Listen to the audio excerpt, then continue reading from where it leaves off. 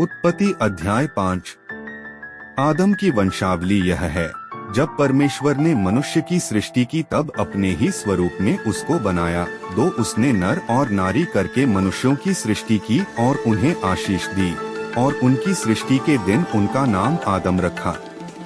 3 जब आदम 130 वर्ष का हुआ तब उसके द्वारा उसकी समानता में उसी के स्वरूप के अनुसार एक पुत्र उत्पन्न हुआ, उसका नाम शेत रखा।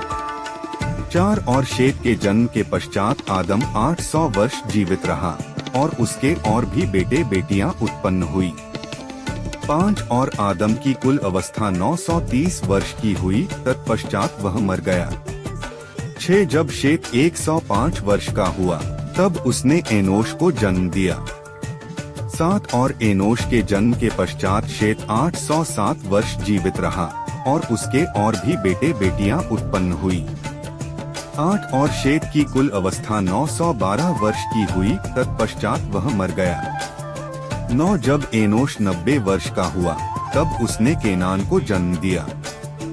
10 और केनान के जन्म के पश्चात एनोश 815 वर्ष जीवित रहा और उसके और भी बेटे बेटियां हुई। 11 और एनोश की कुल अवस्था 905 वर्ष की हुई, तत्पश्चात वह मर गया।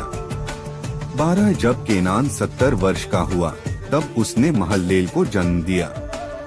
13 और महल्लेल के जन्म के पश्चात केनान 840 वर्ष जीवित रहा और उसके और भी बेटे बेटियां उत्पन्न हुई। 14 और केनान की कुल अवस्था 910 वर्ष की हुई, तत्पश्चात वह मर गया। 15 जब महल्लेल 65 वर्ष का हुआ तब उसने येरेद को जन्म दिया। 16 और येरेद के जन्म के पश्चात महल्लेल 830 वर्ष जीवित रहा और उसके और भी बेटे बेटियां उत्पन्न हुई। 17 और महल्लेल की कुल अवस्था 895 वर्ष की हुई, तत्पश्चात वह मर गया।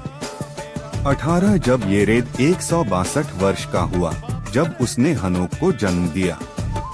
19 और हनोक के जन्म के पश्चात येरेद 800 वर्ष जीवित रहा और उसके और भी बेटे बेटियां उत्पन्न हुई। 20 और येरेद की कुल अवस्था 962 वर्ष की हुई, तत्पश्चात वह मर गया। 21 जब हनोक 65 वर्ष का हुआ तब उसने मतूशेलह को जन्म दिया।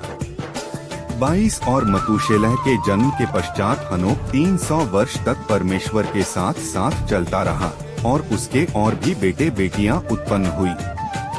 23 और हनोक की कुल अवस्था 365 वर्ष की हुई।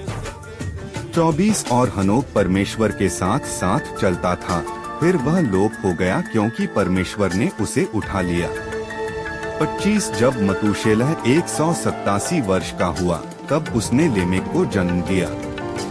26 और लेमेक के जन्म के पश्चात मतूशेलह 782 वर्ष जीवित रहा और उसके और भी बेटे बेटियां उत्पन्न हुई। 27 और मतूशेलह की कुल अवस्था 969 वर्ष की हुई, तत्पश्चात वह मर गया। 28 जब लेमेक 182 वर्ष का हुआ तब उसने एक पुत्र जन्म दिया। 29 और यह कहकर उसका नाम नूह रखा कि यहोवा ने जो पृथ्वी को शाप दिया है उसके विषय यह लड़का हमारे काम में और उस कठिन परिश्रम में जो हम करते हैं हमको शांति देगा।